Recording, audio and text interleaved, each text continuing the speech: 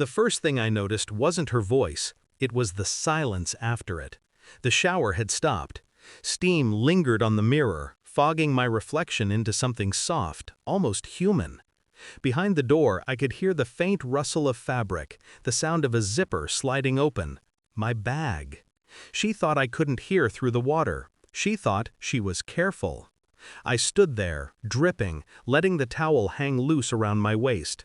Her movements were slow, measured, but not slow enough for guilt to stay hidden. A pause here, a breath there. The sound of fingers brushing leather, then paper. She lingered. Too long. I waited. When I finally stepped out, she was sitting on the bed, pretending to scroll through her phone. My bag was zipped, too neatly. "Everything okay?" I asked. She smiled, a little too fast. "Yeah, just checking if we have enough cash for groceries." A lie, thin and trembling.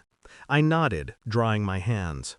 Inside, something old and cold began to move. That night, I didn't sleep beside her. I watched the faint light of the router blink across the room, one green pulse every second, steady and patient, like me. It started months ago.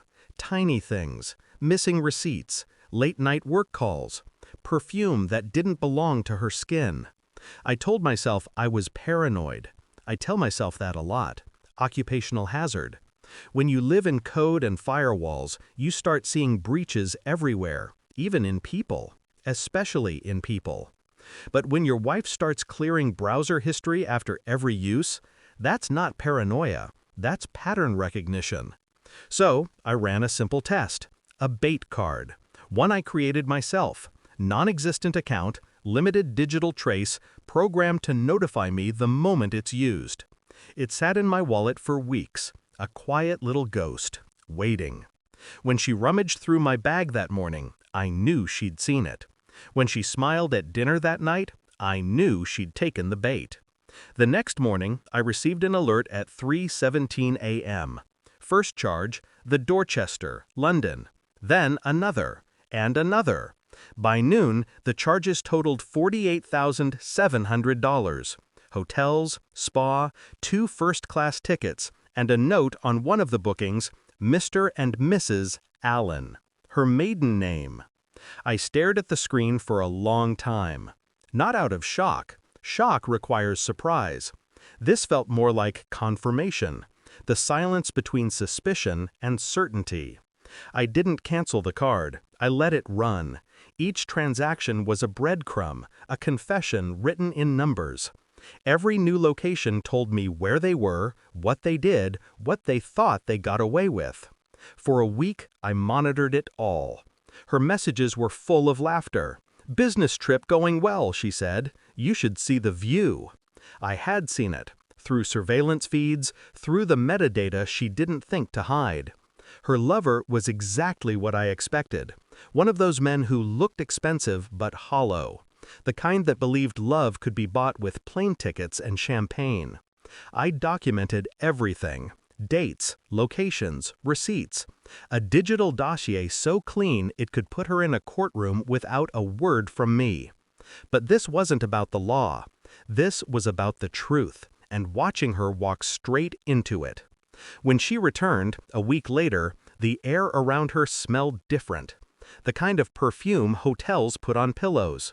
London was incredible, she said, dropping her bags like trophies. The spa was heaven. I smiled, because heaven, for her, had a transaction history. The next evening, I set the stage. Candlelight dinner, her favorite wine. I let her talk. I let her laugh. The guilt made her radiant. People glow when they think they've escaped. When dessert came, I slid my laptop across the table. One screen, one open tab. Her face drained of color before the images even loaded. Receipts, hotel confirmations, boarding passes, her signature, her lover's name. And at the bottom, a single note from me. Card was fake. Account traceable. She didn't speak. Her breath hitched, small and trembling. Finally, You set me up." I tilted my head. "No, I let you show me who you already were." The silence after that was almost merciful.